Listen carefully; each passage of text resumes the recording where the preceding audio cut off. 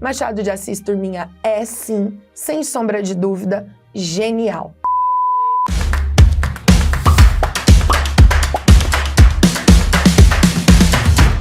Oi, turminha, tudo bem, bebês?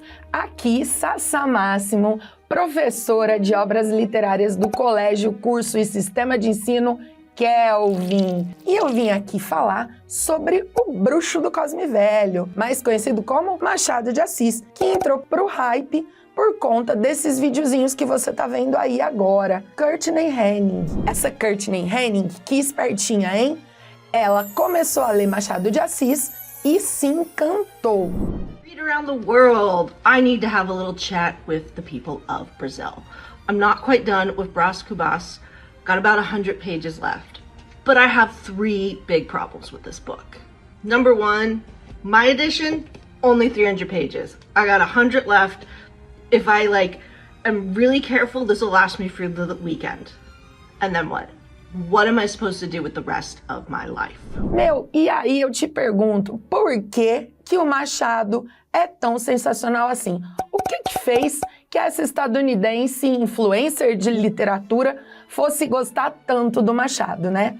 Quem lê uma história dele não para em uma, vai lendo outra e outra e outra, e os contos e tudo mais. Por que que ele é tão sensacional? Vou falar para vocês.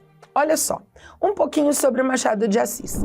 Joaquim Maria Machado de Assis nasceu em 1839, no Rio de Janeiro, no Morro do Livramento, que hoje é um dos morros do Complexo do Alemão. Era neto de escravos, teve uma mãe que era portuguesa, a lavadeira, o pai era pintor de letreiros, então ele era bem humilde, né, gente? Ele, logo novinho, era gago, tinha gagueira, ele era epilético, teve pouco tempo na escola e conseguiu se tornar em vida o maior escritor brasileiro do século XIX. Vocês já pensaram?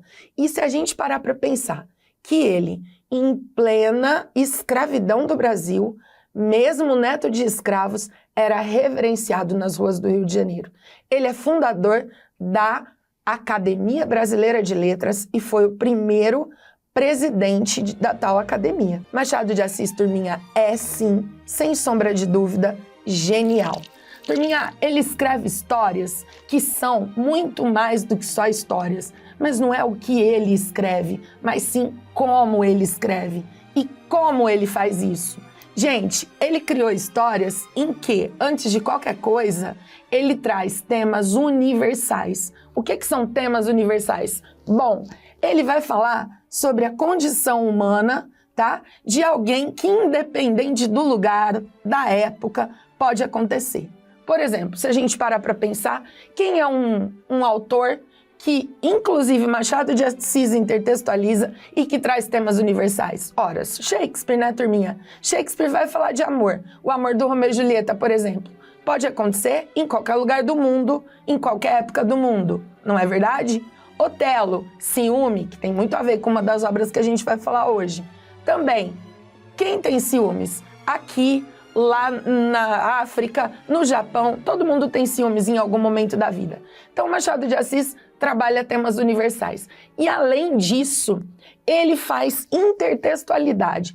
Ele intertextualiza com os mais diversos autores, com os mais diversos livros, desde a Bíblia Sagrada até, por exemplo, Shakespeare, passando por Homero e outros tantos autores que ele leu, claro, né? Além disso, ele é o maior escritor brasileiro do século XIX. Pai da ironia. Turminha, se tem uma palavra que pode ser associada a Machado de Assis, é a ironia, tá? Ele é feitor de uma ironia fina, cria como quase ninguém consegue. Ele faz metalinguagem, ele fala da própria obra. Os narradores dos 2 livros que nós vamos falar aqui hoje, tá? São narradores em primeira pessoa que tratam do fazer escrita, do fazer narrativo. E isso é também uma característica própria do Machado de Assis. Ele trabalha também um recurso chamado digressão, que é o quê? Ele interrompe a história que ele está contando, coloca uma outra historinha ali dentro, e aí a gente fala, nossa, mas isso não tem nada a ver. E tem tudo a ver, tá? Sempre tem tudo a ver. Ele vai trabalhar um elemento que é o ser e o parecer. do homem, né? O homem é ou ele parece ser? O que é e o que a gente quer parecer, não? Além disso, ele vai fazer análises psicológicas das personagens, ele vai dar um amplo direcionamento psicológico de cada personagem. A personagem, ela não é só bonita ou só boazinha, você não vai encontrar maniqueísmo na obra do Machado. Você vai encontrar, sim, descrições psicológicas complexas, porque nós somos complexos. Além de todos esses recursos, turminha, ele foi um escritor, jornalista, poeta, dramaturgo, escreveu textos de teatro também, foi crítico literário. Machado de Assis fez de tudo um pouco, e tudo com os mais perfeitos critérios, tá? Por isso que Machado de Assis não é qualquer um, não é à toa que as pessoas estão cada vez mais gostando do Machado de Assis. Bom, a gente vai falar um pouquinho sobre cada uma das obras que a Courtney comentou nos vídeos dela. Quem não leu Machado ainda, vai ler comigo, hein? Nós vamos começar aqui a falar um pouquinho sobre Memórias Póstumas de Brás Cubas. Essa obra que inaugura o realismo, como eu falei para vocês, Memórias Póstumas, turminha, muito antes de The Walking Dead, Machado de Assis coloca na literatura brasileira um defunto autor. Como assim um defunto autor, sabe? Porque ele primeiro morreu, depois ele virou autor, né? O que seria um autor defunto? Ah, um autor defunto é um autor que já morreu. E um defunto autor e a gente só tem o Brás Cubas. Essa história sensacional que fez a Courtney, aquela estadunidense de que eu falei pra vocês, se apaixonar pela literatura do Machado de Assis. I absolutely loved it. I think it's my new favorite book. Gotta give it a few months, let it sit, probably gonna have to reread it a couple of times, but I've always said Pride and Prejudice is my favorite book, and now I think it's this one. I think it's the best book ever. Do que fala esse livro, sabe? Então, Memórias Póstumas, então são as memórias de depois da morte desse cara Brás Cubas. Eu tenho um narrador autodiegético, ele vai contar a sua própria história. Eu tenho uma história não linear, porque ele começa a contar a história a partir da sua morte, para depois contar a história da sua vida. Eu tenho personagens, como eu disse a vocês, extremamente psicológicas, personagens analisadas principalmente pelo lado psicológico. Eu tenho um espaço, que é o Rio de Janeiro, e um tempo, segunda metade do século XIX. Turminha, qual é a justificativa do Brás Cubas para escrever uma história, a história dele, depois de morto? Bom, o que eu entendo é que ele foi um amargurado que não conseguiu conquistar nada na vida, então ele tem uma dor de cotovelo muito grande. Ele não casou, ele não teve sucesso, ele não teve notoriedade, e depois de morto ele falou, então agora é minha hora. Agora que eu tô aqui do outro lado do mistério, ninguém vai duvidar de mim, então eu vou contar a minha história e todo mundo vai aplaudir. Essa era a vontade do Brás Cubas, tá, gente? Então o Machado já começa a ironia desde aí, certo? E aí a gente tem um narrador que vai contar sua própria história lá do outro lado do mistério. E ele começa, turminha, dedicando a sua obra ao verme. Ele fala assim: ao verme que primeiro roeu as frias carnes do meu cadáver, dedico como saudosa lembrança estas memórias póstumas. Gente, ele já começa dizendo o seguinte: olha, ninguém, nenhum humano, nenhum bichinho, nada nesse mundo vale, nada da natureza humana vale a dedicatória do meu livro. Então eu vou dedicar ao verme. Gente, uma característica peculiar do Machado de Assis, como eu disse, é a ironia, claro. E aliada a uma característica do realismo, que é o desprezo à classe burguesa. O narrador aqui, Brás Cubas, vai contar a sua história depois dele ter morrido. E por que ele resolveu contar essa história? Sassá, por que ele quis contar a história? Veja bem, como eu falei pra vocês, ele é um riquinho, o Brás Cubas, mimado, um menino que sempre teve tudo, vai chegar ao fim da vida sem conseguir conquistar nada. Ele não conseguiu se casar, ele não teve filhos, ele não conseguiu ser político, ele não conseguiu executar uma carreira de advogado, por mais que ele tenha se formado em Coimbra, né, que era o hype da época. E aí você tem um frustrado que vai inventar, que está tão insatisfeito que ele vai fazer o quê? Ah, não, mesmo depois de alguma coisa, alguém tem que bater palma para mim. Então a gente percebe aí um egocentrismo próprio ali daquela camada, né? E a gente tem, então, algumas passagens aqui da obra. É claro que ele, além de contar a sua história, ele vai começar pelo fim, ele vai contar por que ele vai escrever esse livro. Olha só um trechinho aqui para vocês. Há algum tempo, hesitei se devia abrir estas memórias pelo princípio ou pelo fim. Isto é, se poria em primeiro lugar o meu nascimento ou a minha morte. Suposto o uso vulgar seja começar pelo nascimento, duas considerações me levaram a adotar diferente método. A primeira é que eu não sou propriamente um autor defunto, mas um defunto autor, para quem acampa foi outro berço. A segunda é que o escrito ficaria assim mais galante, mais novo. Moisés, que também contou a sua morte, não a pôs no introito, mas no cabo. Diferença radical entre este livro e o Pentateuco. Gente, olha só, ele já começa se comparando com Moisés. Olha isso, turminha, já não é um niilismo muito schopenhaueriano? Gente, ele é demais, né? O tempo todo ele brinca, ele fala, leitor, se você não quer mais ler esse livro, tá achando chato? Joga ele fora, tá? Mas depois não vem aqui não. Então ele conversa com o próprio leitor, a metalinguagem que ele faz. Então assim, ele se acha mesmo, né? É super egocêntrico esse Brás Cubas. O livro é divertidíssimo em alguns momentos, mas o livro também é muito, traz uma amargura bem mal disfarçada, tá?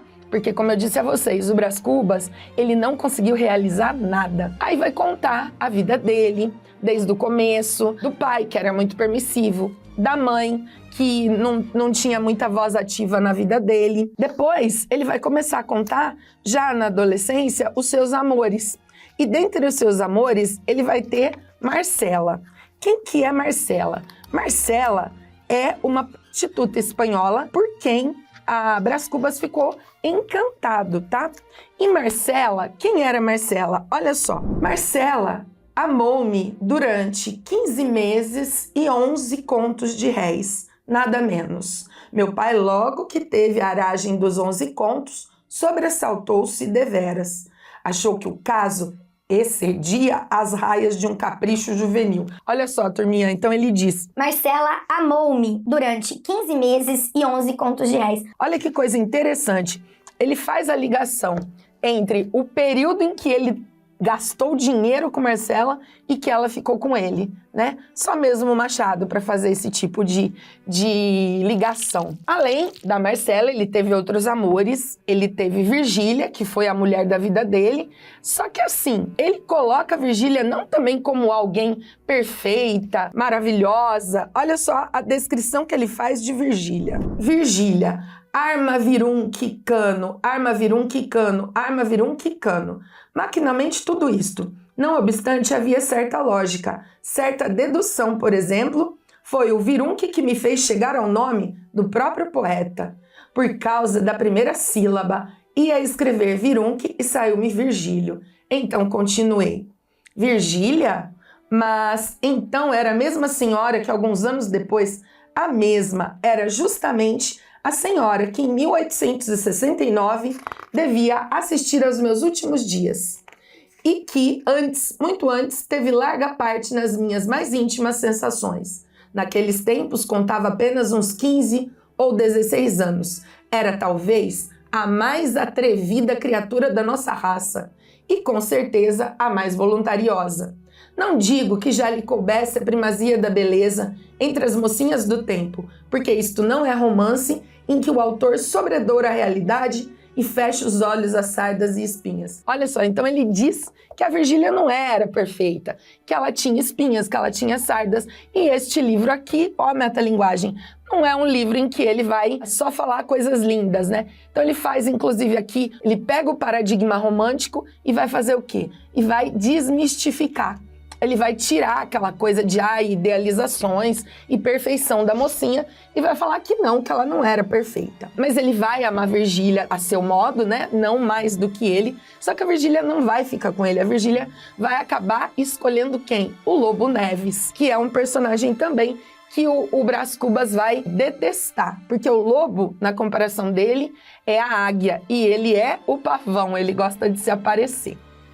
A história toda, a turminha, vai narrar, sim, as desventuras desse Brás Cubas, desse garoto que depois se tornou jovem, foi para Coimbra estudar, voltou e não conseguiu nada, não conseguiu se casar, não conseguiu encontrar alguém para ficar com ele, tá? Ele tenta em vários momentos, tem ainda a jovem Eugênia, filha da dona Eusébia, que ele faz uma tentativa, mas descobre que a moça é coxa, né? Então ele não vai ficar com ela porque ela coxeava e ele inclusive diz, né?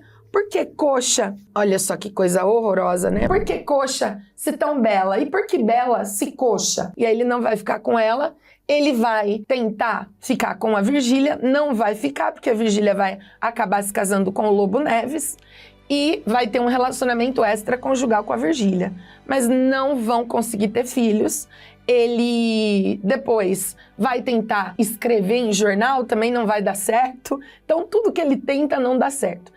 Ele já mais velho resolve, então, criar um emplasto, tá? Um emplasto que seria a cura de todos os males, né? Um engodo, na verdade, né, gente?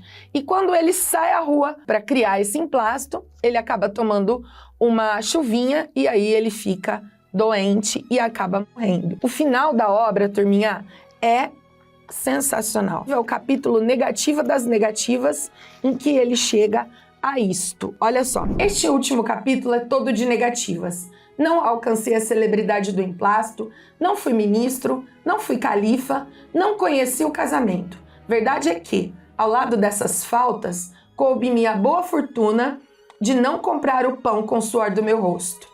Mas não padeci a morte de Dona Plácida, nem a semidemência de Quincas Borba. Somadas umas coisas às outras, qualquer pessoa imaginará que não houve míngua nem sobra. E imaginará mal, porque ao chegar a este outro lado do mistério, achei-me com um pequeno saldo, que é a derradeira negativa deste capítulo de negativas. Não tive filhos, não transmiti a nenhuma criatura o legado da nossa miséria. E ele termina. Gente, sensacional, né? A negativa da negativa. Qual que é o saldo que ele tem lá no céu?